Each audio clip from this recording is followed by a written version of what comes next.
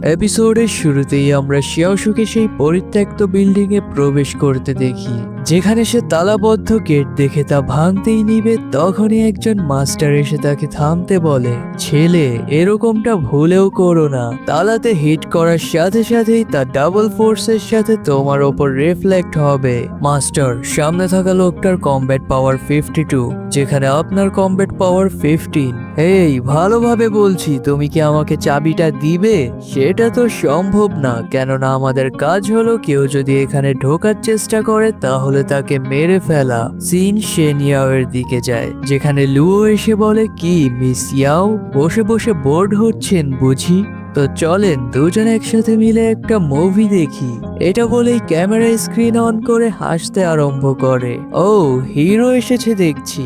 তো দেখা যাক হিরো কতগুলো ফ্লোর টপকাতে পারে। পর মুহূর্তেই দেখি লোকটা শিয়াওশুর ওপর অ্যাটাক করে দেয়, যা শিয়াওশু ইজিলি ডজ করে তার ওপর পাল্টা আক্রমণ করে। কিন্তু লোকটার বডি ফিজিক হাল্কের মতো হয়, শিয়াওশুর অ্যাটাকে তার কিছুই হয় না, যা দেখে শিয়াওশু তার ওপর একের পর এক হিট করতে থাকে, আর হাল্কও সমান গতিতে তাল মিলিয়ে হিট অ্যান্ড ডজ করতে থাকে। অতঃপর দুজনেই একে অপরের দিকে হেভি পাঞ্চ ছুড়ে দেয়, যার ফোর্সে বিল্ডিং নড়ে উঠে। হাল্ক আবার শিয়াওশুর হাত ধরে তাকে আছড়ে দেয়, অ্যান্ড আরো একটা হিট করতেই যাবে তার আগে শিয়াওশু ওখান থেকে সরে যায়। ছেলে, তুমি আমাকে আন্ডার এস্টিমেট করছো। এটা বলেই আবারও তার উপর একটা হাই ফোর্স হিট করে, আর হাল্ক আবারও এসে একের পর এক লাগাতার হিট করতে থাকে, যা শিয়াওশু বেশ ভালোভাবেই ডজ করছিল। আর সুযোগ বুঝে সেও হাল্ককে একটা পাঞ্চ করে দূরে ঠেলে দেয়। এতে হাল্ক চটে গিয়ে পুরো দমে পাঞ্চেস করতে থাকে, যা শিয়াওশু প্রথমত ডজ অ্যান্ড ব্লক করে, অতঃপর হ্যামার সামন করে তা দিয়ে সজোরে একটা হিট করায় হাল্ক দূরে ছিটকে পড়ে ইনজার্ড হয়ে যায়। সাথে তার পকেট থেকে গেট কিটাও বাহিরে চলে আসে। শিয়াওশু গেট কিটা নিয়ে পরবর্তী ফ্লোরে ছুটে যেতে থাকে। মাস্টার, সাবধানে। সাথে সাথেই কেউ একজন তার উপর ব্লেড ছুড়ে দেয়, যা সে ডজ তো করে নেয়, কিন্তু পর মুহূর্তেই ব্লেড ওনার তাকে একটা কিক করে। এতে সে কোন রকম সিঁড়ি ধরে বেঁচে যায়। আর লোকটা বলে, তুমি তো বেশ দুর্বল, পাবলোর মতো ফাইটার তোমার কাছে কিভাবে হেরে গেল? পাবলো হয়তো অসুস্থ ছিল বা এরকম কিছু একটা হবে। যাই হোক, যদি জীবনের প্রতি তোমার মায়া না থাকে তাহলে নেক্সট ফ্লোরে চলে আসো। এটা বলেই লোকটা ওপরে চলে যায়, আর শিয়াওশু উঠে তার পেছন পেছন যেতে থাকে। মাস্টার, লোকটার কমব্যাট পাওয়ার 75। শিয়াওশু সেকেন্ড ফ্লোরে যেতেই সেখানে খুঁটখুঁটে অন্ধকার দেখতে পায়। ছেলে, আমার তোমাকে মারার কোনো ইচ্ছে নেই, কেননা এতে জাস্ট আমার ব্লেড নোংরা হবে। এই, ভেতর মতো লুকিয়ে আছো কেন? সাহস থাকলে সামনে এসে ফাইট করো। শিয়াওশুর এটা বলতেই ব্যাটম্যান তার ওপর অ্যাটাক করে দেয়, যা শিয়াওশু তার ফাস্টেস্ট অ্যাজিলিটির সাহায্যে ডজ করে নেয়। এতে লোকটা আবারও ব্লেড ঘুরিয়ে তার ওপর একের পর এক লাগাতার স্ল্যাশ করতে থাকে, যা ডজ করতে শিয়াওশুরও বেশ অসুবিধে হচ্ছিল। ব্যাটম্যান আবার তার স্কিল ব্লেড থ্রো ইউজ করে শিয়াওশুর ওপর ব্লেড ছুড়ে দেয়, যা শিয়াওশু ডজ তো করে নেয়, কিন্তু লোকটা তার ব্লেড কন্ট্রোল অ্যাবিলিটি দিয়ে ব্লেড রিভার্স স্কিল ইউজ করায় শিয়াওশু একটুর জন্য ইনজুরি হওয়া থেকে বেঁচে যায়, আর ডাবল ফ্লিপ করে তাকে একটা হিট করে। এতে সেও দূরে ছিটকে পড়ে, আর শিয়াওশু হাই তুলে অ্যাটিটিউড দেখিয়ে বলে, তুমি তো বেশ দুর্বল, তো দেখাও তোমার কাছে আর কি কি অ্যাবিলিটিস আছে। তার কথা শেষ হওয়ার আগেই ব্যাটম্যান গায়েব হয়ে যায়। আমরা দেখি সে জাম্প করে ওপরে চলে গেছে, আর বলছে, তোমার কি মনে হয় এই ড্যাগার লিকে তুমি এতটা সহজেই হারাতে পারবে? আমি যখন ছোট ছিলাম তখন আমাকে অন্ধকার রুমে ছেড়ে দেওয়া হয়, যেখানে বিষাক্ত সাপ বিচ্ছু সহ নানা ধরনের বিপদ ছিল। আর এ ধরনের নরকীয় ট্রেনিং এর পর আমি আমার আসল পটেনশিয়াল খুঁজে পাই, যাকে বলা হয় সাউন্ড ট্রান্সমিশন। তুমি এখন কিছু দেখতে না পেয়ে অন্ধের মতো হেঁটে যাচ্ছ, কিন্তু আমি তোমার প্রত্যেকটা ফুট স্টেপ ক্লিয়ারলি শুনতে পাচ্ছি। এটা বলেই সে বাদুরের মতো করে কামড় দেওয়ার জন্য শিয়াওশুর দিকে ছুটে যায়, আর শিয়াওশু থাপ্পড়ে গিয়ে বলে, তুমি কি বোকা চেন? থাপ্পড় খেয়ে লোকটা পিছপা হয়ে যায়, কিন্তু পর মুহূর্তেই ফুল ফোর্সের সাথে ক্যামাফ্লগ ইউজ করতে থাকে। এতে শিয়াওশুরও কিছুটা ইনজুরিজ হয়ে যায়, যা দেখে ব্যাটম্যান খুশি হয়ে তার উপর ফাইনাল ব্লো করে দেয়, কিন্তু সে সে তো আর এটা জানে না যে আমাদের শিয়াওশুর কাছে রেডিয়েশন এনার্জি আছে, যার সাহায্যে সে তাকে ক্লিয়ারলি দেখতে পাচ্ছে। অতঃপর স্পেস থেকে একটা ব্যাট স্টিক সামন করে লোকটার জায়গা বরাবর একটা হিট করে। এতে তার খেলা ওখানেই শেষ হয়ে যায়। সিন চলে যায় 4th ফ্লোরে, যেখানে আমরা একজন বয়স্ক লোক আর একটা মেয়েকে দেখি। মেয়েটা বলে ওকে দেখে তো বেশ শক্তিশালী মনে হচ্ছে। এতে বয়স্ক লোক বলে হ্যাঁ, সে দুজন লো গ্রেড মাস্টারকে তো হারিয়েছে, কিন্তু 3rd ফ্লোরে তার মোকাবিলা হবে বেওলফের সাথে, যে তাকে জাস্ট 10 সেকেন্ডের মধ্যে শেষ করে ফেলবে।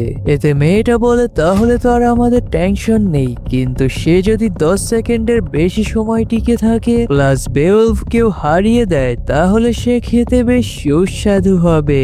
সিন আবারও শিয়াওশুর দিকে আসে, যেখানে সে দৌড়ে 3rd ফ্লোরে চলে যায়। আর সামনে থাকা বেওলফ তাকে বলে দুজন মাস্টারকে হারিয়ে এই পর্যন্ত এসেছো, এর মানে তোমার মধ্যে বেশ পোটেনশিয়াল আছে। তার কথা শেষ হওয়ার আগেই শিয়াওশু ব্যাট স্টিক দিয়ে অ্যাটাক করে দেয়, কিন্তু সেই অ্যাটাকে তার কিছুই হয় না, উল্টো সে শিয়াওশুর উপরই ব্যাকল্যাশ করে দেয়।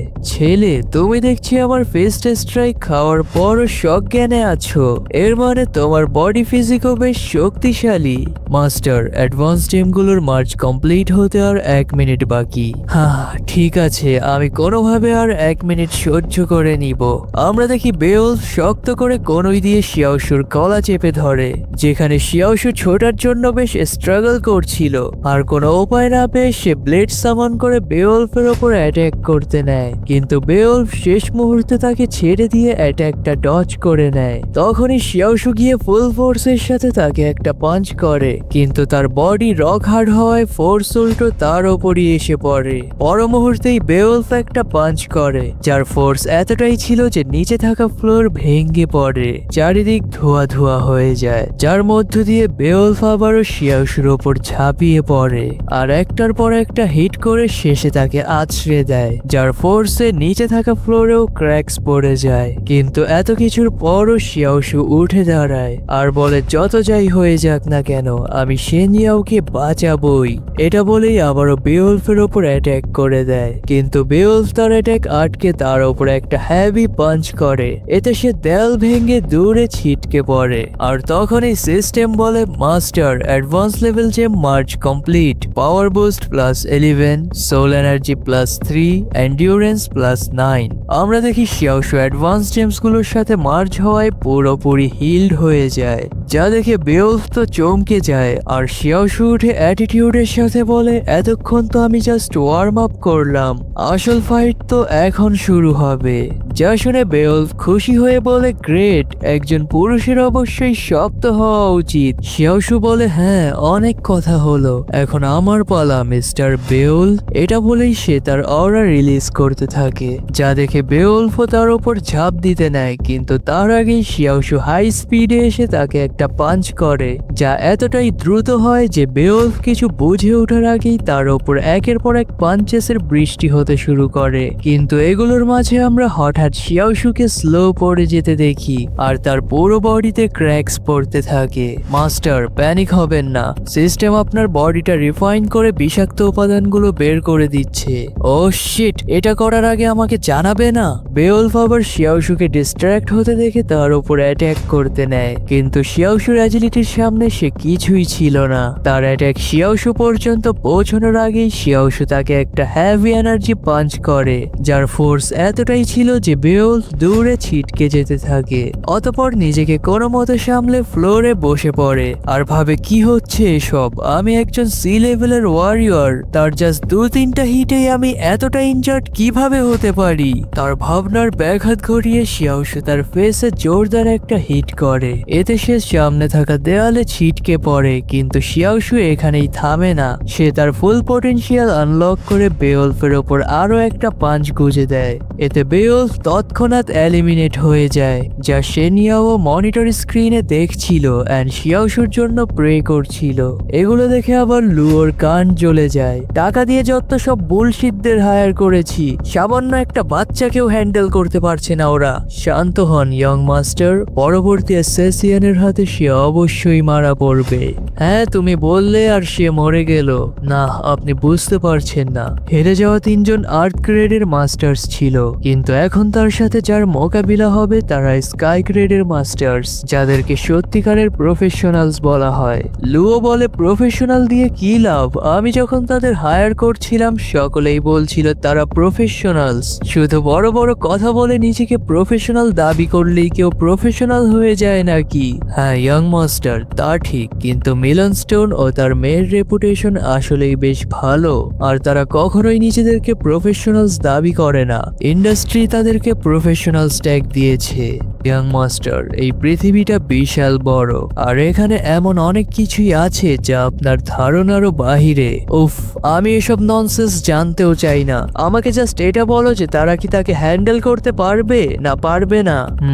ওই যে মেয়েটা এসেছে, তার হাতে একটা রেস্ট্রিকশন ব্রেসলেট আছে। যদি ওটা একবার খুলে যায় তাহলে আমাদের কি এখান থেকে পালানো লাগতে পারে।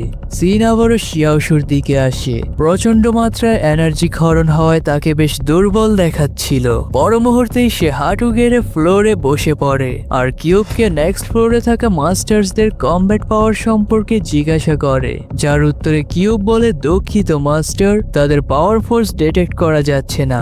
যা শুনে সে হতাশ হয়, কিন্তু তার মনোবল ভাঙ্গে না। তার বডি এক্সট্রিমলি এক্সস্ট হওয়ার পরও সে সামনে আগাতে থাকে আর বলে, যাই হয়ে যাক না কেন, আমি আমার জীবনের বাজি রেখে হলেও সে নিয়াওকে খুঁজে বের করব, আর দুজনেই এখান থেকে সুরক্ষিত অবস্থায় বাড়ি ফিরব। মাস্টার, আপনার স্ট্রেস লেভেল খুবই হাই হয়ে যাচ্ছে। শান্ত হয়ে আপনার ইমোশনস কন্ট্রোল করার চেষ্টা করুন। কন্ট্রোল করব? কিন্তু কিভাবে? আর আমি যে ইন্টেন্স প্রেশার ফিল করছি সেটা নিশ্চয়ই সামনের রুমটা থেকে আসছে। হ্যাঁ মাস্টার, ঠিক ধরেছেন, আর ওই রুমটায় বর্তমানে 2 জন লোক আছে। ঠিক আছে, চলো তাহলে আগানো যাক। এটা বলেই দরজা ওপেন করে, আর সাথে সাথেই এপিসোডটা এখানেই শেষ হয়ে যায়। তো এখন পর্যন্ত আমরা যেই ফাইটগুলো দেখলাম ওগুলো জাস্ট ট্রেইলার ছিল।